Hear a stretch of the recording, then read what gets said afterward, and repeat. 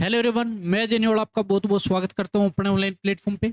जो बच्चे जेई के लिए प्रिपरेशन कर रहे हैं उन बच्चों के लिए जो हमने सीरीज चला रखी है वो स्पेशल आपके लिए। जो बच्चे +2 अपेयरिंग हैं उसके साथ साथ उनको जेई भी देना है, और जो बच्चे ड्रॉपर के हैं तो सभी बच्चों को बेनिफिट मिलने वाला है। तो सारे बच्चे जुड़े और पूरा का पूरा मेरी तरफ से सपोर्ट किया जाएगा आपको हर चीज का, क्योंकि अपने प्लेटफॉर्म पे काउंसलिंग के तौर पे भी वीडियो अपडेट आता है, और उसके साथ साथ जो भी जेई से रिलेटेड जितने भी अपडेट आते हैं वो मैं आपको हर टाइम अपडेट करता रहता हूं। तो सभी बच्चे जरूर जुड़े, और पूरा का पूरा आपको पता है कि मैं पूरे चैप्टर आपको करवाने वाला हूं वन बाय वन। उसके साथ साथ जेई के जो प्रीवियस ईयर क्वेश्चन है वो भी मैं आपको करवाने वाला हूं। तो सारे बच्चे बहुत अच्छे से आपको पूरे कॉन्सेप्ट करने हैं, और जेई के जो प्रीवियस ईयर क्वेश्चन है वो भी मैं आपको करवा दूंगा।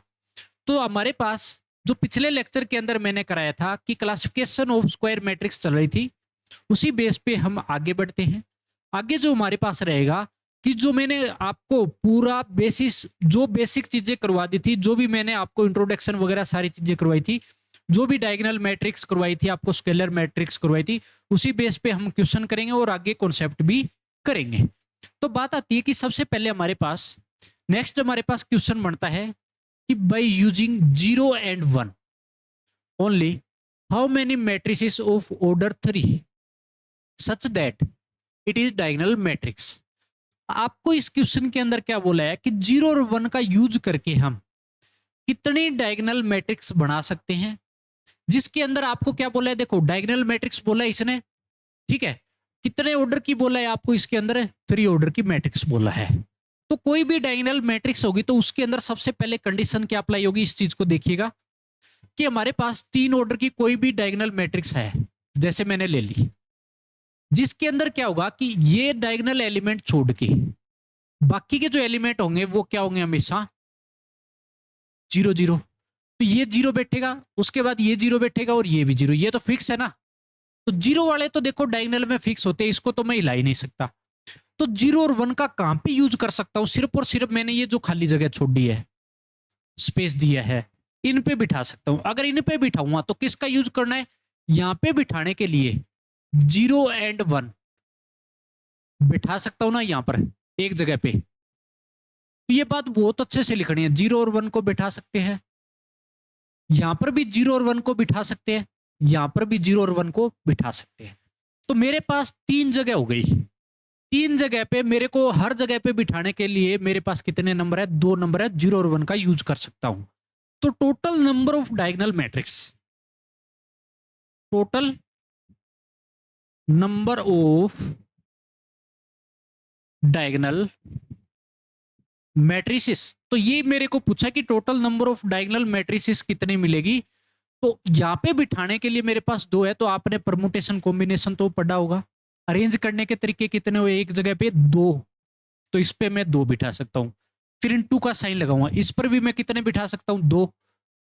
इंटू में यहां पर भी मैं क्या बिठा सकता हूं, 2, लेकिन उसमें से -1 करना पड़ेगा। वो किस लिए किया मैंने आपको बताता हूं। टोटल मेरे पास 8 में से 1 गया, कितना बचेगा मेरे पास, 7 बचेगा। तो मेरे पास 7 हो गए। अब ये 1 माइनस क्यों किया ये बताता हूं। एक केस आपको ऐसा मिलेगा जहां पे सारे के सारे एलिमेंट 0 0 हो जाएंगे। वो किस लिए कि 0 का मैंने यहां पर भी यूज किया, यहां पर भी किया, यहां पर भी किया। तो टोटल 8 में आपके पास एक केस ये पूरा का पूरा 0 वाला मिलेगा, कि सारे एलिमेंट, एक केस ऐसा बनेगा कि डायगोनल एलिमेंट सारे 0 मिलेंगे। लेकिन डायगोनल मैट्रिक्स में क्या होता है कि सारे एलिमेंट 0 कभी भी नहीं हो सकते, इसलिए मैंने ये एक केस ये वाला माइनस कर दिया इसमें से। इस बात का ध्यान रखिएगा, ठीक है। तो ये डायगोनल मैट्रिक्स नहीं है, इसको सिर्फ आप जीरोस मैट्रिक्स बोल सकते हो, जीरो मैट्रिक्स बोल सकते हो या नल मैट्रिक्स बोल सकते हो। डायगोनल में कभी भी D1 D2 D3 note all 0, सारे 0 नहीं हो सकते। हाँ ऐसा हो सकता है, मान लो यहां पे अगर मैं 1 करता तो चलता, ये पॉसिबल था, लेकिन ऐसे नहीं होगा कि आप जो करोगे कि 0 मैंने बिठाया और डायगोनल बन गई, तो ऐसे पॉसिबल नहीं है।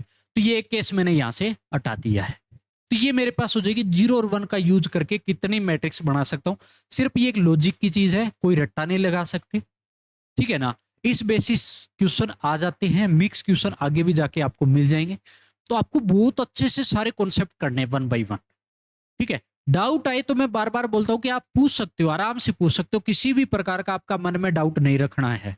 डाउट रखोगे चीजें आगे बढ़ती चलेगी, आपको पता नहीं लगेगा कि कैसे कैसे हम कर रहे हैं। अब आगे करते हैं हम equality of matrices. Equality of matrices में क्या है कि आपको नाम से ही पता लग रहा है इक्वल मैट्रिक्स। तो मेरे पास इस केस में क्या है कि matrices A and B are said to be equal when A and B are of same order. A और बी जो है वो इक्वल मैट्रिक्स कब बोल सकते हैं? जब ए और बी क्या हो, सेम ऑर्डर की मैट्रिक्स हो। कहने का मतलब ऑर्डर सेम होगा दो मैट्रिक्स का, तभी वो इक्वल मानी जाएगी। सबसे पहली चीज आपको ये याद रखनी है, सेम ऑर्डर होना चाहिए दोनों मैट्रिक्स का।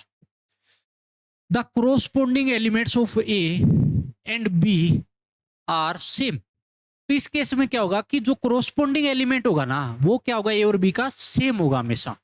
जैसे आपके पास ए कोई मैट्रिक्स दे दी, बी कोई दूसरी मैट्रिक्स दे दी, मान लो आपको दो मैट्रिक्स दे रखी है ए और बी। सबसे पहले इसका ऑर्डर देखोगे, इसका ऑर्डर कितना है 2 into 3 का, जो मैंने बताया कि ऑर्डर कैसे देखना है। इसका भी कितना है 2 into 3 का, 2 रो है और 3 कॉलम है, तो ऑर्डर सेम है। अगर सेम है तो दो मैट्रिक्स इक्वल हो सकती है। इक्वल होगी तो आपको क्या करना है, A11 हमेशा किसके बराबर रखा जाएगा, B11 के। कहने का मतलब कोरोस्पोंडिंग एलिमेंट इन्हीं को बोला जाता है कि जो जिस पोजीशन में जो एलिमेंट बैठा है उसी को बराबर रखना है। जैसे अगर आपको बोला कि A13 किसके बराबर रखोगे, B13 के बराबर रखोगे। बता कि समझ में, हर बार ऐसे ही करना है हर एलिमेंट का। चाहे आपने A22 लिया तो B22 के बराबर जाएगा हमेशा। ये पोजीशन देखनी हमेशा कि कौन सा किस पोजीशन पे बैठा है, वो हमेशा बराबर होगा। तो इस केस में Aij equal to Bij where i की वैल्यू 1 2 रहेगी, जे की वैल्यू 1 2 3 रहेगा। ठीक है, क्योंकि अपने पास कॉलम जो है वो 3 तक जा रहा है, रो कितने तक है 1 और 2 तक जा रही है। आई और जे हमारे पास इस तरीके से रहेंगे। अब हमारे पास ये इक्वल मैट्रिक्स हो गया। अब अगर बात करें इसका एग्जाम्पल, मोस्ट इंपोर्टेंट एग्जाम्पल है, तो हम हमारे पास दो मैट्रिक्स दिए है इसमें। इफ ये मैट्रिक्स इसके बराबर दिया है, then find x y z and डब्ल्यू। इस क्वेश्चन के अंदर सबसे अच्छी चीज जो इसका आंसर आता है ना, वो बड़ा अच्छा आंसर आता है। ठीक है, किस तरीके से आप देखिएगा, दो मैट्रिक्स बराबर हैं तो इसका ऑर्डर देखो 2 into 2 का इसका ऑर्डर, इसका भी 2 into 2 का ऑर्डर है। तो आपको क्या करना है कि एलिमेंट बराबर रखेंगे, तो x माइनस वाई किसके बराबर, -1 के। तो x माइनस वाई -1 के। ठीक है, दूसरा 2x माइनस वाई 0 के बराबर, 2x माइनस वाई 0 के बराबर है। तीसरा 2x plus Z, 2x plus Z किसके बराबर रहेगा, 5 के। 3z प्लस डब्ल्यू, चौथा हमारे पास रहेगा 3z प्लस डब्ल्यू, और किसके बराबर है, 13 के बराबर रहेगा। बात आ गई समझ, कोरोस्पोंडिंग एलिमेंट लिया है हमने जो जिस पोजीशन पे बैठा। अब यहां से ये देखो कि y क्या बन गया, 2x के बराबर बन गया ना। तो ये वैल्यू मैं y की जगह यहां पुट कर सकता हूं ना। पुट करूंगा तो मेरे पास क्या रहेगा कि मेरे पास x माइनस 2x हो गया और माइनस का 1, तो माइनस एक्स बचेगा और -1, माइनस से माइनस प्लस, x कितना आ गया, 1 के बराबर आ गया। तो x मेरे पास 1 आ गया। अब ये वैल्यू मैं इसमें पुट करूंगा, x की वापस क्या पुट किया मैंने, यहां से इस वैल्यू को मैंने यहां पुट कर दिया। तो y इक्वल कितना आ जाएगा, 2 into 1 होगा। तो y आपके पास आ गया 2, आ गया ना। y अगर 2 आ गया, अब इसके अंदर भी x की वैल्यू 1 पुट करूंगा मैं, तो 2 into 1 plus z is equal to 5। तो z कितना मिलेगा आपको, 3। अगर z आ गया तो ये z इसमें पुट कर दूंगा, 3 into 3z है plus w is equal to क्या है 13। तो w कितना आ जाएगा 4। तो आपके पास देखो यार बहुत बढ़िया ईमानदार आंसर है। क्या है कि x1 y2 z3 और w 4, 1 2 3 4 के फॉर्म में है। तो मोस्ट इंपोर्टेंट क्वेश्चन है, जब इक्वल के केस में माना जाए तो आपको हर बार ऐसे ही करना है। किसी भी फॉर्म के अंदर आ जाए तो आपको कोई भी टेंशन लेने वाली बात नहीं है। जो भी कोरोस्पोंडिंग में एलिमेंट होंगे उनको क्या कर देंगे, हमें बराबर कर देंगे। तो बहुत अच्छे से हमारे कॉन्सेप्ट क्लियर होते जा रहे हैं, 1 by 1 जो भी कॉन्सेप्ट है विद क्वेश्चन हमारे चल रहे हैं। तो आपको भी ऐसे ही करने हैं जब प्रैक्टिस कर रहे हो। ऐसे नहीं कि चीजें पता नहीं, आपको 5वें लेक्चर पे पहुंच गए, पहला लेक्चर आपने किया नहीं है, ऐसा नहीं करना है बिल्कुल भी। तो कॉन्सेप्ट आपके सारे रह जाएंगे। बच्चे ज्यादातर ये दिमाग लगाते हैं अपना। नेक्स्ट जो टॉपिक रहेगा वो हमारे पास रहेगा सम ऑफ 2 मैट्रिक्स। 2 मैट्रिक्स का सम कैसे करना है। तो आपको सम करना है। सिंपल भाषा में आपको पता भी लग रहा है कि दो मैट्रिक्स का सम कब होगा, ये चीज इसके अंदर सबसे पहली चीज आती है। जैसे आपको दिया कि if A B are the matrices of same order, A और बी कोई मैट्रिक्स है जो कि सेम ऑर्डर की है, इस बात पे ध्यान दीजिएगा। Then the sum of those two matrices is defined as the addition of corresponding elements of A and B. कहने का मतलब कोई भी दो मैट्रिक्स है उनका ऑर्डर जो है वो सेम होना चाहिए, सबसे पहली बात है। जब आप सम करते हो तो जो कोरोस्पोंडिंग एलिमेंट हो गए ना, कोरोस्पोंडिंग एलिमेंट ऑफ ए और बी के, उनका क्या कर देंगे, हमें ऐड कर देंगे, एडिशन कर देंगे। पता कि समझ में? इसको डिनोट कैसे किया जाता है? It is denoted by A plus B. A plus B से इसको डिनोट किया जाता है। अगर ए प्लस बी से डिनोट करेंगे, जैसे आपको कोई मैट्रिक्स दी है तो इस चीज में देखिएगा कि ए कोई मैट्रिक्स दी है A I j m into n order की, बी कोई मैट्रिक्स दी है बी आई j m into n order की। तो सबसे पहले तो देखो इसका ऑर्डर क्या है, भी सेम। ऑर्डर क्या होना चाहिए? सेम। अगर ऑर्डर सेम है then A plus B A I j B I j m into n order की हो जाएगी। बता कि समझ? दूसरा कैसे, एक चीज और बताता हूं, इसके अंदर ए प्लस माइनस बी भी कर सकते हो तो भी पॉसिबल है। सेम कंडीशन होती है तो कोई नेगेटिव की अलग से प्रॉपर्टी नहीं होती है। तो ए प्लस माइनस बी कहने का मतलब ऐसे लिखा है मैंने, A plus minus B equal A I J plus minus B I J, और मेरे पास कितना ऑर्डर रहेगा, एम इंटू एन। तो ऑर्डर इनका सेम रहेगा, ठीक है ना। तो ये मेरे पास ए प्लस माइनस बी भी कर सकते हो, सेम प्रॉपर्टी सम और जो डिफरेंस क्या सेम रहती है, तो इस बात का ध्यान रखिएगा। जैसे फॉर एग्जांपल मेरे को दिया है कोरोस्पोंडिंग एलिमेंट, आपको पता ही लग गया कौन से ऐड करने, जिसकी जो पोजीशन है वहीं पे ऐड करने हैं। जैसे आपको ए कोई मैट्रिक्स दे दी, बी कोई मैट्रिक्स दे दी, आपको फाइंड करना ए प्लस बी फाइंड करना है। तो ए प्लस बी जैसे ही करूंगा तो जो जैसे बैठा है ऐड कर दो। क्या करेंगे, 2 में एक्स ऐड हो गया, 2 plus x, 0 plus y, 0 plus y, -3 plus z, -3 plus z, और 9 प्लस डब्ल्यू, 9 प्लस डब्ल्यू।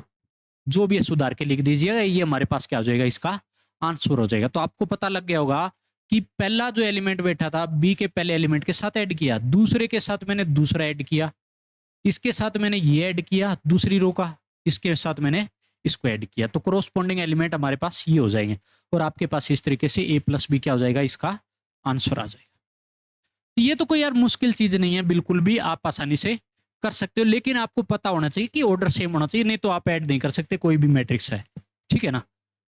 अब हमारे पास आती है इसकी जो प्रॉपर्टीज है, इस पे आते हैं, properties of sum of matrices. कोई भी मैट्रिक्स का प्रॉपर्टी क्या रहता है, इस बात पे हम डिस्कस करते हैं। सबसे पहली प्रॉपर्टी आती है कि एडिशन इज कोम्यूटेटिव। तो कोम्यूटेटिव मैंने आपको बोला है, सेट के अंदर भी हम +1 के चैप्टर में करते हैं कि ए प्लस बी किया मैंने, अगर मैं ए और बी की पोजीशन चेंज करूं, बी प्लस ए कर दिया तो क्या कहलाएगा, अगर सेम रिजल्ट आ रहा है तो कोम्यूटेटिव कहलाएगा। इस केस में क्या बोलेंगे, A and B are commute to each other. क्या बोलेंगे, A and B are commute to each other, ऐसे भी बोल सकते हो आप। बात आ गई समझ में? तो ए और बी क्या हो गया, आपस में कोम्यूट टू ईच अदर। तो कोम्यूट का मैंने आपको मतलब बताया था कि मैं इन पे सेम रूल लगाऊंगा, ए प्लस बी किया और बी प्लस ए अगर करता हूं, अगर मेरे को सेम रिजल्ट मिले, ए और बी की पोजीशन चेंज करने पे कोई फर्क ना पड़े। कोम्यूट का मतलब होता है कि ए और बी जो हमारे पास मैट्रिक्स है उन दोनों का मैं सम कर रहा हूं, अगर चाहे आप उनकी पोजीशन चेंज करने पे अगर मेरे को सेम रिजल्ट मिले तो ए और बी कोम्यूट टू ईच अदर होगा। जब भी इस लैंग्वेज में आपको दे तो हमेशा इसी का यूज आपको करना है, किसी भी प्रकार से और कोई चीज सोचनी नहीं है। दूसरा आता है कि एडिशन इज एसोसिएटिव। एसोसिएटिव का भी मैंने आपको बताया था कि इसके अंदर तीन कोई भी मेरे पास क्वांटिटी होगी, जैसे 3 मैट्रिक्स है ए बी और सी, मैंने ए प्लस बी किया, मैंने उसमें ऐड कर रहा हूं मैं सी का। अगर आपको ए प्लस बी की जो ब्रैकेट है मैं शिफ्ट करा दूं बी प्लस सी पे, क्या करा दूं, बी प्लस सी पे ब्रैकेट को शिफ्ट करा दूं, और ए को मैंने बाहर निकाल दिया, तो ब्रैकेट को शिफ्ट कराना ही क्या होता है, एसोसिएटिव होता है। रूल सेम रहेगा, रूल कोई भी चेंज नहीं होगा। दूसरा, ऑर्डर कभी भी इसके अंदर डिस्टर्ब आप नहीं कर सकते, ये बात याद रखना। एसोसिएटिव के अंदर ऑर्डर हमेशा सेम रहेगा, ठीक है। तो ऑर्डर ए बी सी आया तो इधर भी ए बी सी आएगा, सिर्फ ब्रैकेट को शिफ्ट कराना है। ए बी पे था तो मैंने बी और सी पे कर दिया, तो रिजल्ट सेम मिला, तो एसोसिएटिव का केस होगा, ठीक है भी। यही मैंने आपको सेट के अंदर भी पढ़ा के आया था इसी प्रकार से, जो कि +1 के चैप्टर में आता है। नेक्स्ट प्रॉपर्टी देखो, कैंसिलेशन इज पॉसिबल। कैंसिल करना पॉसिबल होता है, कहने का मतलब ए प्लस बी कर दो इक्वल ए प्लस सी के दे रखा है आपको। कैसे दिया आपको? ए प्लस बी दिया और इक्वल किसके? ए प्लस सी के। तो ए से ए कैंसिल हो जाता है और क्या बचेगा? बी इक्वल टू सी के बराबर आ जाएगा। किसके बराबर आ जाएगा? बी इक्वल टू सी के बराबर आ जाएगा। तो ये कैंसिलेशन पॉसिबल है सम के अंदर, ठीक है। नेक्स्ट आता है कि A plus B equal to 0 है, then A and B are known as additive inverse to each other. अगर दो मैट्रिक्स का सम किया और 0 के बराबर आ जाए तो इस केस में ए और बी को क्या बोलेंगे? Additive inverse to each other. Additive inverse to each other बोला जाता है। या सिंपली भाषा में आप ऐसे कह सकते हो, simply we can say that additive inverse of A किसके बराबर होता है? A equal to minus A के बराबर, ठीक है। तो ए इक्वल माइनस ए के बराबर है, तो कहने का मतलब ऐसे कहोगे कि ए और माइनस ए का सम करूंगा तो ये आपस में कैंसिल हुआ, आंसर मेरे को क्या मिला? 0। तो ये क्या होता है? Additive inverse to each other का केस है। तो मैंने आपको ए प्लस बी का केस भी बता दिया, ए इक्वल टू माइनस ए का भी केस बता दिया कि इस तरीके से होता है, ठीक है। दोनों चीज एडिटिव इनवर्स की है, बता गई समझ में। तो आपको इस तरीके से सम ऑफ प्रॉपर्टीज हमारे पास होती है। अब इस पे अगर बात करते हैं आगे, सम ऑफ प्रॉपर्टी के जस्ट बाद हमारे पास आती है scalar multiplication of A matrix. Scalar multiplication of A matrix क्या होता है? तो स्केलर के बारे में हमने पढ़ा है कि कोई कांस्टेंट क्वांटिटी होती है स्केलर। अब मल्टीप्लिकेशन के अंदर क्या करते हैं, ये चीज देखो। कोई भी मैट्रिक्स में let A B A matrix of order m into n and k be a scalar, then the matrix obtained by multiplying each element of A by k is called a scalar multiple of A। इस case में simple भाषा में अगर बताऊं तो आपको इस case में डेफिनेशन तो आपको पता लग गई होगी कि k मेरे पास कोई स्केलर है और मेरे पास A कोई मैट्रिक्स है जिसका ऑर्डर m into n है। उसके साथ मैंने क्या किया? स्केलर का मल्टीप्लाई कराया। तो मल्टीप्लाई जो कराऊंगा वो ईच एलिमेंट ऑफ A की मल्टीप्लाई कराऊंगा k की हमेशा। तो इस केस में क्या बोला जाएगा? Is scalar multiple of A बोला जाएगा। कहने का मतलब मेरे पास कोई भी मैट्रिक्स है, उस मैट्रिक्स में कोई भी कांस्टेंट की मल्टीप्लाई कराता हूं, स्केलर मतलब हो गया कोई कांस्टेंट की मल्टीप्लाई कराता हूं, तो हर एक एलिमेंट के साथ जाके मल्टीप्लाई होगा हमेशा। कोई भी जो नंबर आप मल्टीप्लाई करा रहे हो तो किस तरीके से ये चीज देखो, आप एग्जाम्पल से पता लगेगा। इट इज डिनोटेड बाई के ए, इसको डिनोट करते हैं के ए से। के हमारे पास क्या रहेगा? कोई स्केलर रहेगा या बोल सकते हो आप कोई कांस्टेंट रहेगा, ठीक है ना।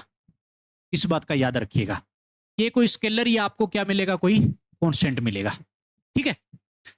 जैसे ए कोई मैट्रिक्स है A I j m into n order की, देन के ए करना है आपको, तो के जो है ना हर एलिमेंट के साथ जाके क्या हो जाएगा? अंदर है मल्टीप्लाई हो जाएगा, ऑर्डर उसका सेम रहेगा एम इंटू एन का।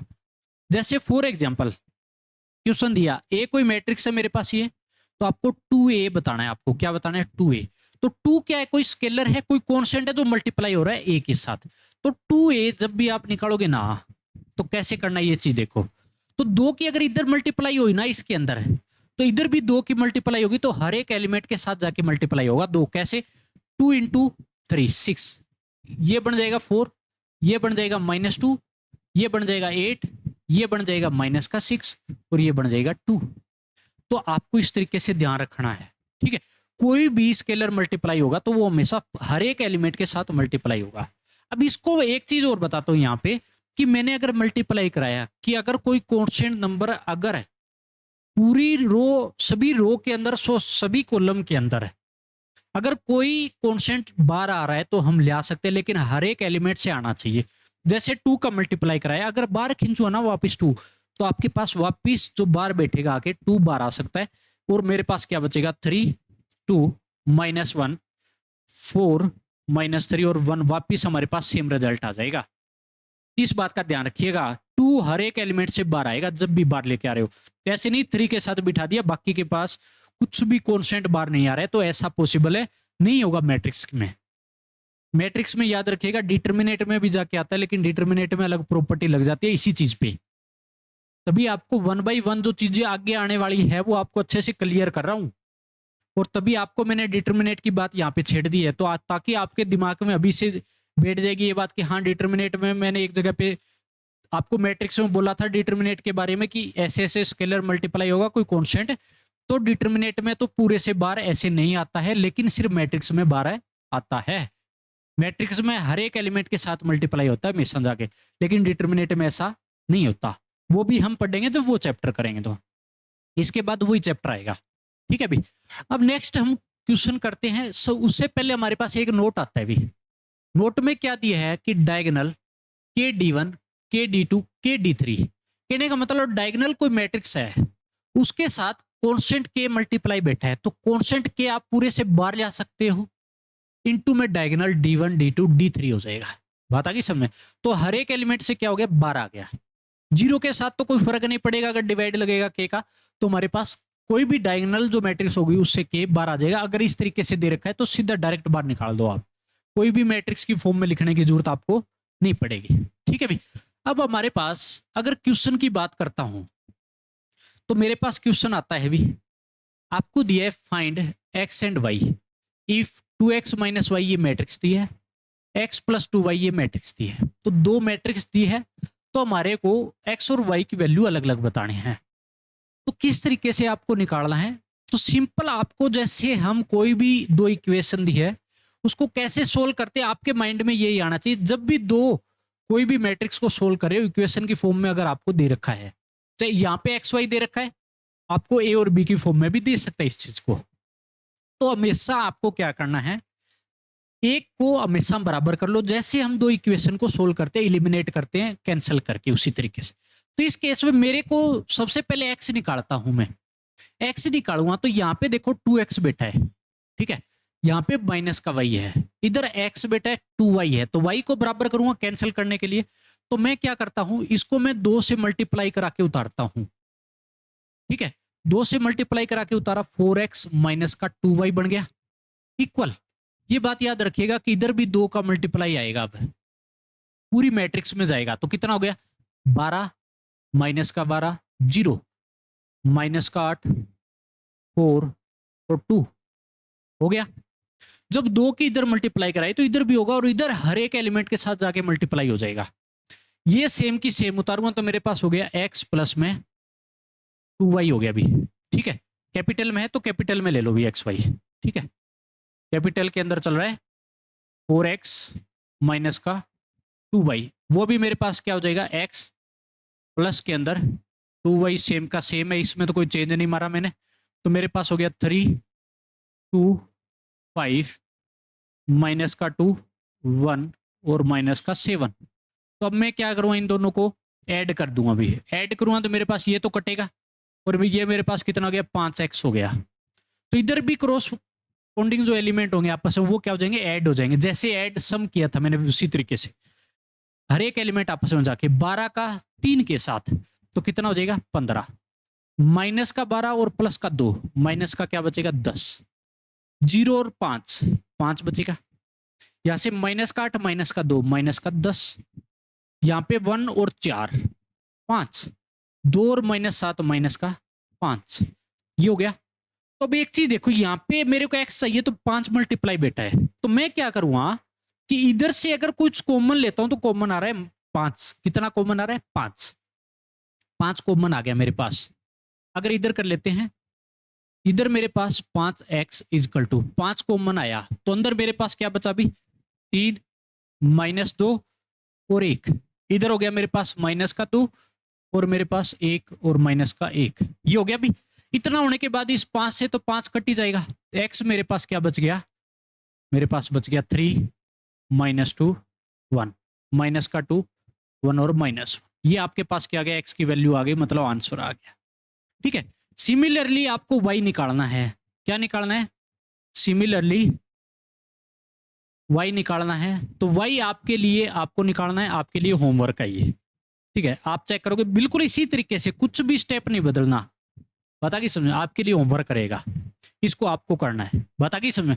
तो ये मेरे पास हो जाएगा, कोई भी अगर एक्स और वाई अलग करना हो, कोई भी दो मैट्रिक्स को अलग करना हो, तो किस तरीके से अगर उनका सम दे रखा हो तो हमेशा इलिमिनेट का जो तरीका है वो लगाते हैं, हमेशा अप्लाई करना होता है।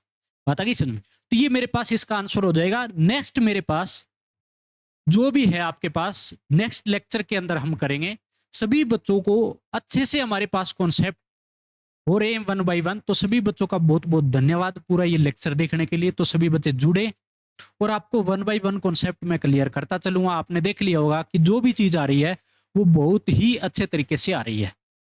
तो हमने सम कर लिया बहुत अच्छे से और उस पर क्वेश्चन है वो भी करा लिया। मैं ज्यादा चीजें आपको ऐसे नहीं कराऊंगा यार, बिल्कुल बेकार की चीजें कराता चलूँ आप बोर हो जाओगे, नहीं। जो भी चीज कराऊंगा 1 बाय 1 कॉन्सेप्ट हमारा पूरा अच्छे तरीके से और कंपटीशन लेवल पे, जो कि आपका बेस भी धीरे धीरे धीरे धीरे देखो चीजें जुड़ती जा रही है। मैंने क्या बोला है, तो एक एक चीज ऐसे आगे बढ़ती चलेगी कि आपको भी पता नहीं लगेगा कब हमने पूरा चैप्टर कंप्लीट कर दिया। पूरे अच्छे इंजॉय के साथ आपको चीजें करनी है और बहुत मजे के साथ चीजें करनी है। किसी भी प्रकार से अगर डाउट आ रहा है तो आप जुड़ सकते हो। उसके साथ साथ आपको अपने एप्लीकेशन पर भी ये क्लासें मिल जाएगी, जो कि डिस्क्रिप्शन में लिंक भी मिल जाएगा। सेम अपने जो डिस्क्रिप्शन में लिंक आप जाके देखोगे, अगर एप्लीकेशन की बात करूं तो अजय नेवल मैथमेटिक्स के नाम से प्ले स्टोर पे आपको अपनी एप्लीकेशन मिलेगी, वहां से भी जाके कर सकते हो, कोई चार्ज नहीं लग रहा है। सेम क्लासें आपको प्रोवाइड करवा दी जाएगी। फिर भी कोई डाउट आ रहा है तो वो कमेंट कर सकते हैं आप। ठीक है भी, मिलते हैं नेक्स्ट क्लास के अंदर। आप इतने तक पढ़ते रहिए, बहुत अच्छे से आपको सारे कॉन्सेप्ट करने हैं, इन पे प्रैक्टिस भी आपको करनी है। आपके लिए वर्क रहेगा कि पूरी प्रैक्टिस करनी है। जहां तक हमने कर लिया है कंप्लीट करते चलो साथ ही साथ।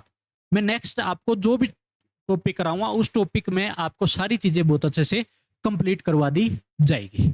चलो मिलते हैं नेक्स्ट लेक्चर में, इतने तक अपना काम है करते रहिए।